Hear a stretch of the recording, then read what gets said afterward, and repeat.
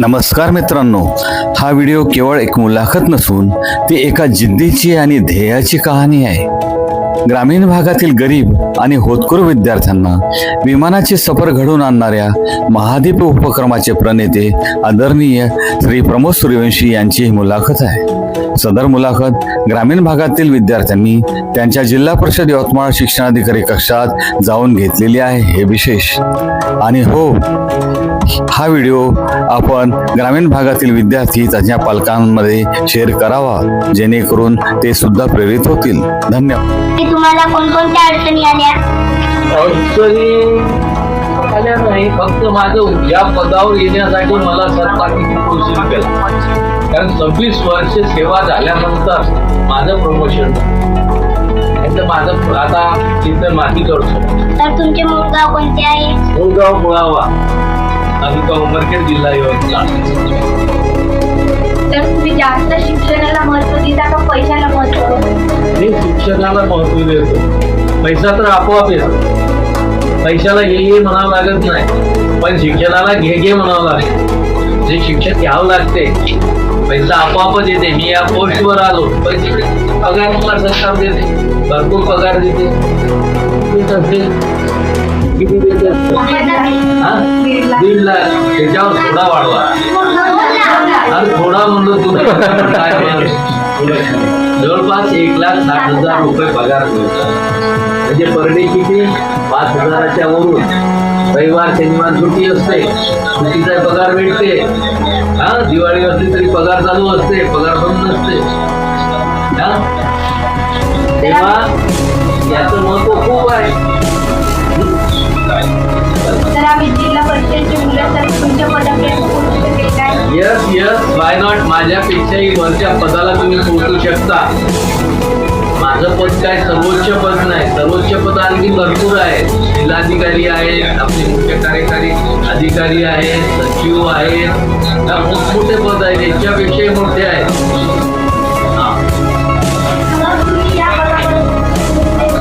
कसे पोहोचले? शिक्षण घेतलं, परीक्षा दिली आणि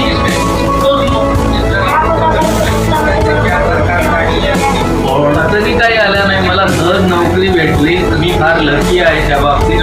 नोकरी लवकर भेटली. 23व्या वर्षी नोकरी भेटली. तुझं वय किती आहे आता?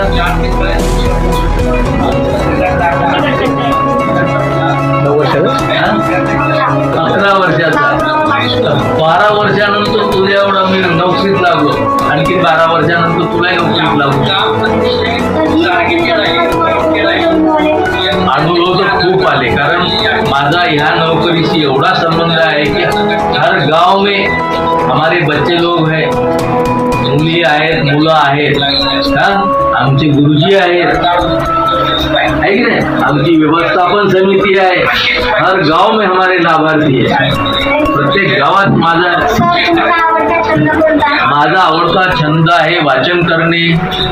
चांगलं वाचन करायचं, नंतर खेळायचं. मला खेळ आवडतो कबड्डी, आणि कबड्डी, कुस्ती, स्विमिंग हे माझे गेम टॉपचे आहे. नंतर बुद्धिबळ हा एक गेम. हो, मुलांची बुद्धिबळ खेळतो मी, आणि बॅडमिंटन खेळतो कधी कधी. माझ्या मूळ गावात 10वी पर्यंत शाळा होती तेव्हा. मी नांदेडला शिक्षण घेतलं.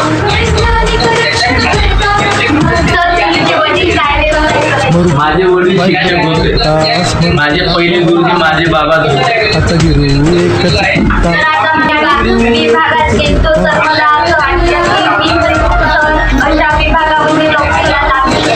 लागू शकते. अवश्य. त्याच्यासाठी तुम्हाला सांगितलं सकाळी 2 तास, संध्याकाळी 3 तास, 5 तास अभ्यास करावा लागेल. आजपासून वयाच्या 22व्या वर्षापर्यंत.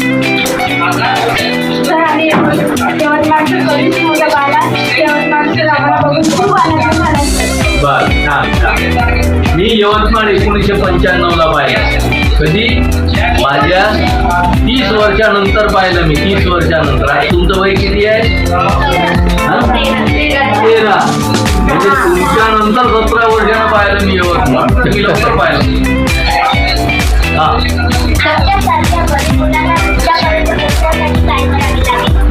काही नाही, अभ्यास करावा लागेल.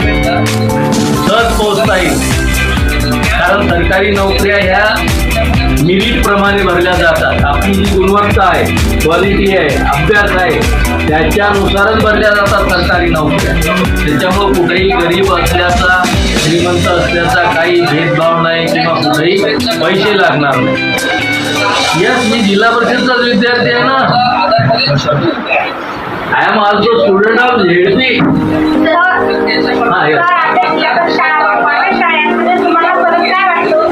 कॉन्व्हेंट शाळेमध्ये बघा फरक एवढा छान आहे. कॉन्व्हेंटच्या एखाद्या विद्यार्थ्याला म्हणा एक थोपाडीत लागावी म्हणा, तो पळून जातो का नाही बघा. आणि त्यानं तुम्हाला म्हणू द्या तुम्ही हलता का जागेवरून विचार एवढा फरक आहे. माझ्या गावात 7वी पर्यंत शाळा आहे आणि आम्हाला चांगलं शिक्षण घ्यायचं असेल तर बाहेर गावी जावं लागते. अशा वेळेस आमच्या गावात बस पण येत नाही आणि आमच्या खेडेगावचं हे बघा कसं आहे, काही मुलांसाठी हॉस्टेल असतात, मुलींसाठी हॉस्टेल असतात. आता तुम्ही 10वा वर्ग झाले समजा आणि तुम्हाला वाटलं की मला इंजिनियर व्हायचं, पॉलिटेक्निकला यायचं, तर आपल्या इथं मुलींचं पॉलिटेक्निक कॉलेज सुद्धा आहे आणि तिथं हॉस्टेल सुद्धा आहे राहायला.